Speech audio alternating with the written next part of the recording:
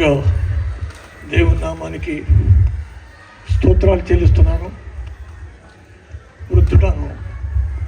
గత 20 సంవత్సరాలుగా ఈ దేవాలయం ముందు దేవాలయాన్ని కూడా కాపరిగా చేస్తూ వచ్చాను.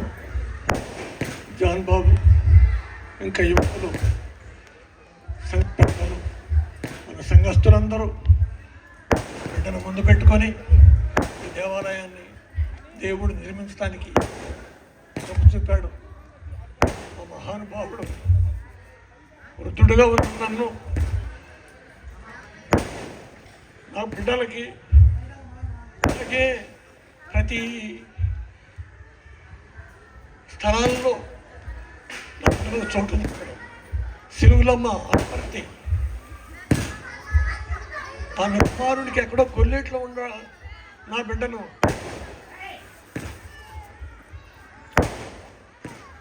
వివాహం జరిపించి కుమార్తె నా సంఘంలో ఉంచాడు.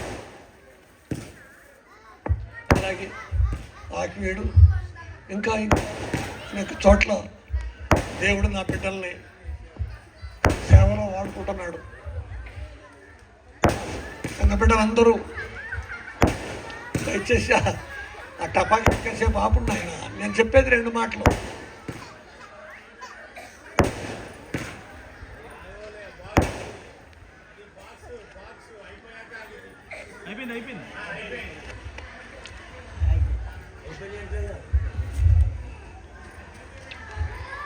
నా సంఘ బిడ్డలు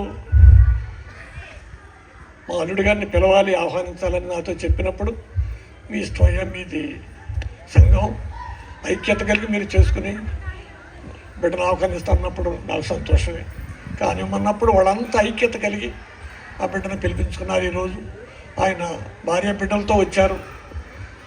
జరగవలసిన కార్యక్రమాలన్నీ బిడ్డలు ఈరోజు ఈ సెమీ క్రిస్టమస్ అంటూ ఏర్పాటు చేసి దేవుణ్ణి ఇంతగా స్తుతిస్తారు. దీంట్లో నా పాత్ర ఇంత ఉంటుందని నేను ఊహించలేకపోయాను. నా జీవితానికి ఇది ఇంత పట్టుకుచ్చాలి. పరిశుద్ధుడా పరమ తండ్రి, మీ పవిత్ర పాదాలకు వందనాలు, స్తుతులు, స్తోత్రాలు. సేవకునిగా నన్ను ఇంతవరకు నిలుపుకున్నావు. నాకు ఆరోగ్యం ఇచ్చావు, నా భార్యకు ఆరోగ్యం ఇచ్చావు. నా బిడ్డలందరినీ మీ పాదాలు కడుక్కోవడానికి ఏర్పరచుకున్నావు. మీకే స్తుతులు తండ్రి, స్తోత్రాలు. నాకు ఇచ్చిన సంతతి కొరకు వందనాలు.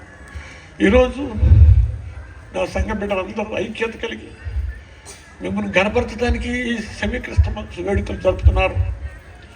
ఆ కార్యక్రమంలో బిడ్డలు చేసే ప్రతి పనిలో మీరు ఘనత పొంది ఈ కార్యక్రమాల్ని జయప్రదంగా జరిపించి మహిమ పొందుమని, వచ్చిన ప్రతి బిడ్డను దీవించమని యేసయ్య పరిశుద్ధ నామములో ప్రార్థిస్తున్నాను తండ్రి. ఆమేన్, ఆమేన్.